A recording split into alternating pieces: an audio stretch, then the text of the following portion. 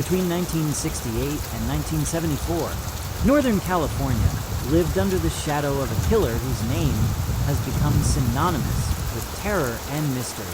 The Zodiac Killer, a man who murdered without remorse, taunted police with letters, and crafted ciphers that confounded some of the world's best codebreakers. More than 50 years later, his identity remains unknown, his motives remain unclear, and his legacy remains one of the most disturbing unsolved cases in American history.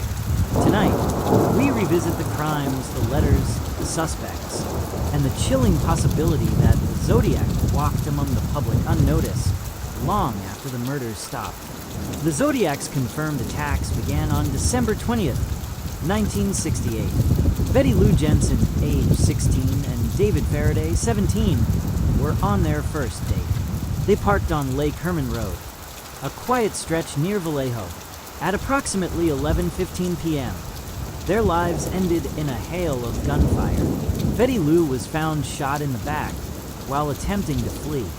David was executed at close range near the car. There were no fingerprints, no murder weapon, no witnesses. Police labeled it a cold, calculated attack, but they had no idea it was only the beginning. Just 6 months later, the killer struck again. July 4th, 1969. Darlene Farron, 22, and Michael Mageau, 19, were sitting in a parked car at Blue Rock Springs Park in Vallejo. A vehicle pulled up behind them. The driver left, then returned minutes later. Without warning, he opened fire with a 9mm pistol. Darlene died from her injuries. Michael survived, but barely. For the first time, the killer made contact. At 12:40 a.m., a call was placed from a payphone. A calm voice said, "I want to report a double murder. I shot them. I also killed those kids last year." It was the Zodiac's first confession, and his first known taunt. 1 month after the attack, 3 nearly identical letters arrived at the Vallejo Times-Herald, the San Francisco Chronicle, and the San Francisco Examiner. Each letter included portions of a cipher. The writer claimed, "This is the Zodiac speaking." It was the first time the world heard the name he chose for himself, a name he repeated obsessively in future letters. The cipher was 408 characters long.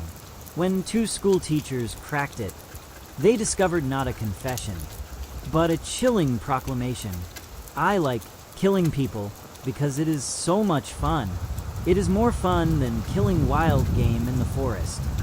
There was no identity revealed, despite his promise. He didn't want to be caught. He wanted to be feared. On September 27th, 1969, the Zodiac escalated dramatically.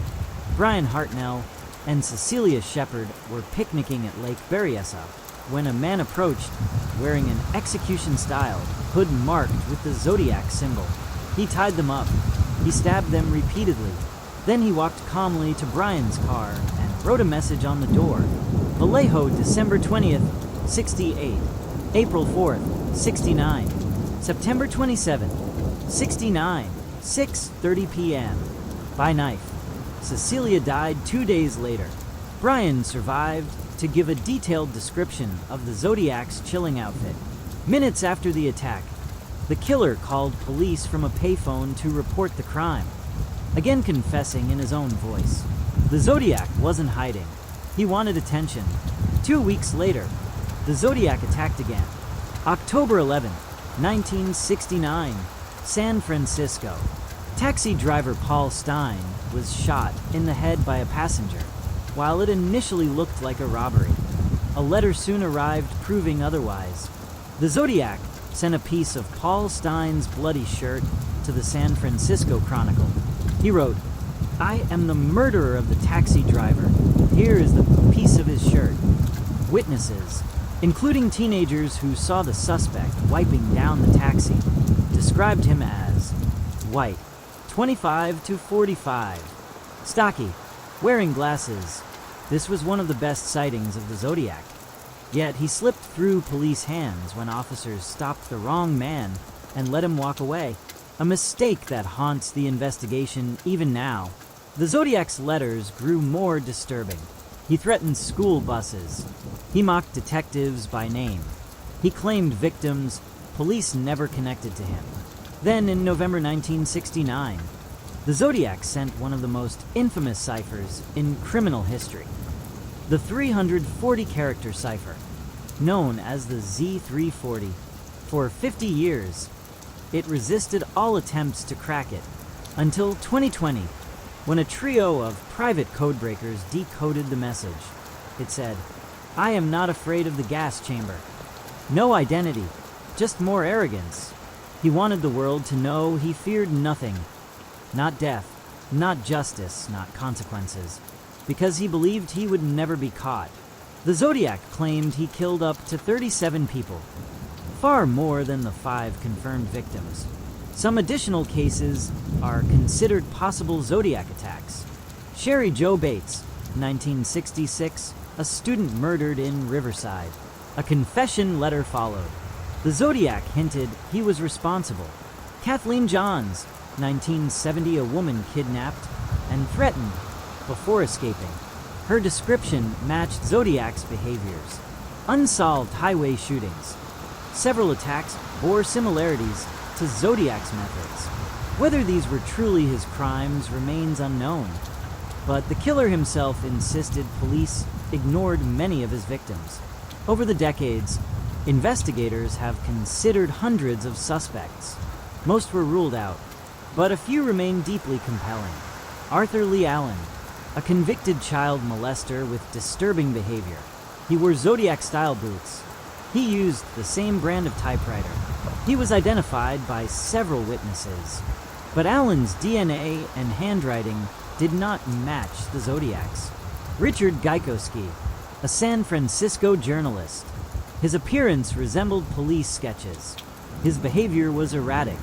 He worked at a newspaper targeted by the Zodiac, but no physical evidence tied him to the crimes. Lawrence Kane, a man with memory issues, military training, and a documented history of stalking women. He lived close to several crime scenes. But again, no proof. Earl Van Best Jr., accused by his own son. His handwriting resembled the Zodiac's. His life pattern matched several Zodiac events. Still inconclusive. The reality. Many suspects fit pieces of the puzzle. None fit all of them. The Zodiac remains unidentified. Several factors allowed the Zodiac to disappear without a trace. No reliable DNA from the 1960s crime scenes. Lack of coordination between police departments. Thousands of false leads. Hoaxes, including people pretending to be the Zodiac. The killer's ability to blend in. Most chilling of all, the Zodiac may have stopped killing, allowing him to fade back into society unnoticed. He could have lived a normal life. He could have raised a family. He could have died long before forensic technology advanced enough to catch him. Cold case units across the country continue to revisit Zodiac evidence using advanced DNA analysis. Some investigators believe a breakthrough is close. Others argue the case may never be solved because the Zodiac was careful, calculating, and deliberate in everything he did. But one thing is certain, the search continues, and every new discovery adds a piece to a puzzle that has haunted generations. More than 50 years have passed since the Zodiac Killer's final confirmed letter, yet his shadow remains.